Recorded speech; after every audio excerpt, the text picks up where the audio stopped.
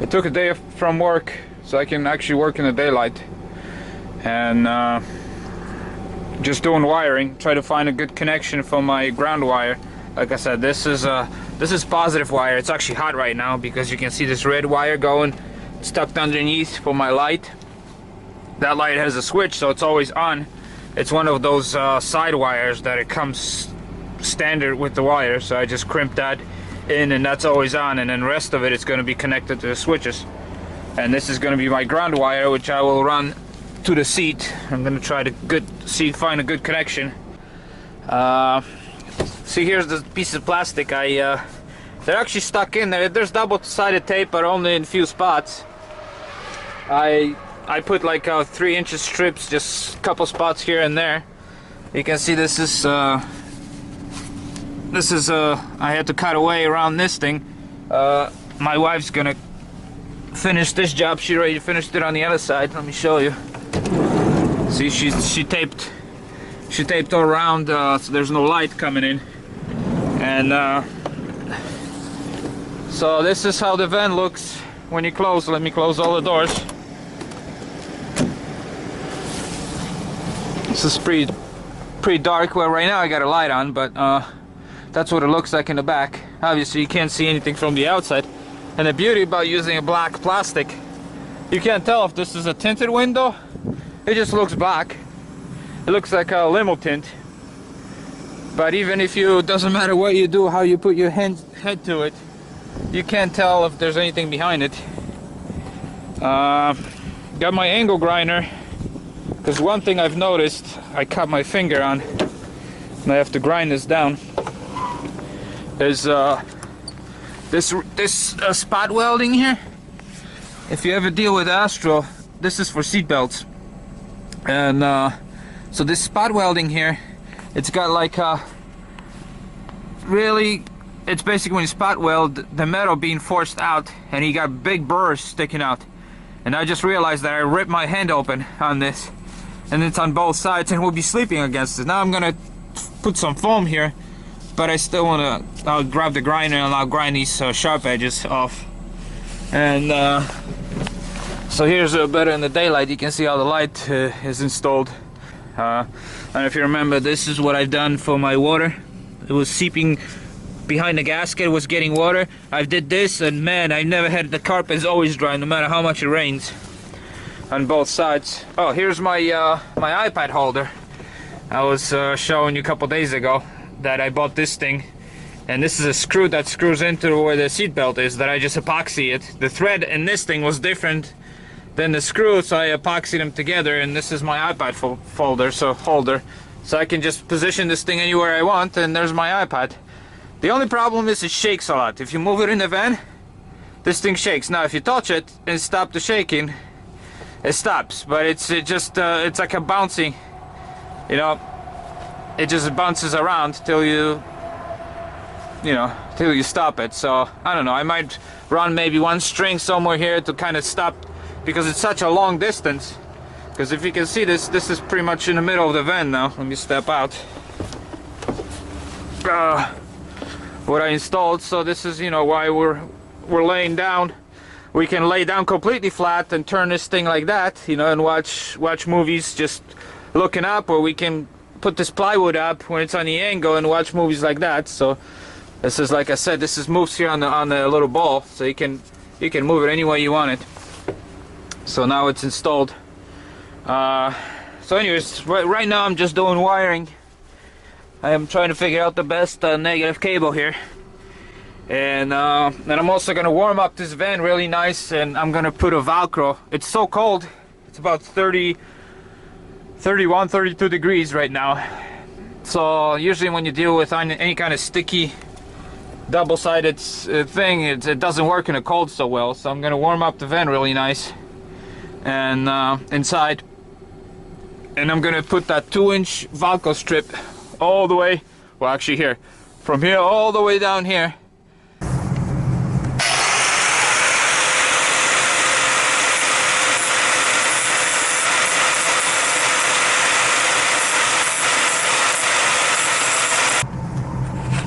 So this is what I'm doing, just knocking these little sharp nicks on it, and I gotta do the other side, and I'll take some primer and hit it with a primer so it doesn't rust, because there's always condensation on the inside. You gotta and when you vent welding, you almost have to protect the vent more on the inside than on the outside from rust, because everybody knows how much condensation you get, especially with two people in it in the winter time. It's gonna be bad. The primer that I have, a little green, but close enough. I don't care. It's gonna put a couple layers on it when it dries. Then I put a clear coat, because I don't have a paint that matches this vent. So maybe one day I'll get it, but it's wheel wells. Who cares? The primer that I have, a little green, but close enough. I don't care. It's gonna put a couple layers on it when it dries. Then I put a clear coat, because I don't have a paint that matches this vent. So maybe one day I'll get it, but it's wheel wells. Who cares? Okay, so I'm trying to attach the negative cable to the body frame, and the problem is this opening is not big enough for these big. I don't know if you can see them or not in there. You know, there's 4 big main bolts that bolt this whole metal frame to the rest of the frame, to the car's frame, and the bolt in there, it's much bigger than this, and I can't even open this hole up because you can see how thin it is on the sides. This is the Walmart cable, but there's also this cross member here that bolts these two halves together, and it's got a smaller bolt, so that's where I chose to make a connection. So I'm connecting to this plate anyways, which has 4 huge bolts connected to the frame, so there's definitely a very positive connection. And I don't know if you can see this or not, but I just sanded down all the paint, because this has got a gray paint on it. You don't want to put this kind of connection on the paint. Obviously you're not gonna have any connection or bad connection. So I sand down, I just shoved a piece of paper, sandpaper there, and sand down this whole. This is actually the cross member, but this here, what you see, basically is a part of this. It's a bend thing that it's attached to this. So I checked the with the meter, definitely a good connection there. So I'm gonna put my negative cable to it, and then I'm gonna coat everything in wax or grease so it doesn't corrode after I tighten everything. So yeah, this little thing, let me show you from the other side. It's actually welded to this thing frame, so that's why I know it's a good connection. So let me go on from the other side. See, this is what I'm connecting. I'm connecting to this little plate here, which is I don't know if you can see this or not, but it's welded. It's welded in place. And like I said, this is the bolt I was talking about, that it's just too big. I can't put this. I'm gonna try to put a light here. There you go. I can't put this over because it's not big enough, and I can't open this up anymore because it'll just fall apart. So that's why I'm doing this hole here, that it's this bracket that it's welded to that, so it's all a good connection. You just, all I'm saying, you want to find something that has a solid connection for the negative cable. And obviously my positive cable runs all the way to the battery with 2 gauge and then 1 gauge wire. And under the hood, let me show you. So here's how I did it. I removed this thing from it, and then and I attached my other cable. Here's that 1 gauge. This is 0 gauge that goes to the starter, and this is a 1 gauge that goes to my my secondary battery. And this is the cable that charges both of them. That's coming from the fuse box. The alternator, the cable runs through here into the fuse box, and then from fuse box it goes in here, and this is a secondary right here in the wire. That's what charges your battery. So now I have two cables connected.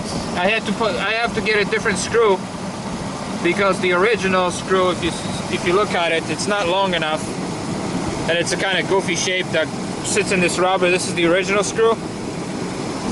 It's just that plate on the wire, it's so thin that if you put 2 of them, there's no way you can you have enough threads, you would strip the threads in the battery, which is again very easy.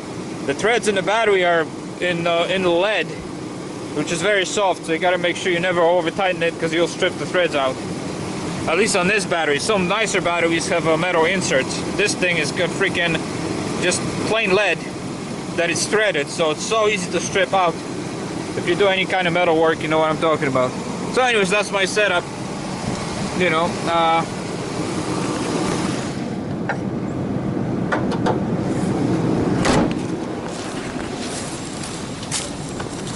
and obviously this is my cutoff switch here. That's what isolates that power, the positive wire that runs down here. Right now I have it off because I don't have the battery here yet, and I'm messing with wires here. So anyways, there it is. I don't know if you can see this or not, depending on the light, but that's my connection. And now I'm just gonna grease it up and put the battery in here.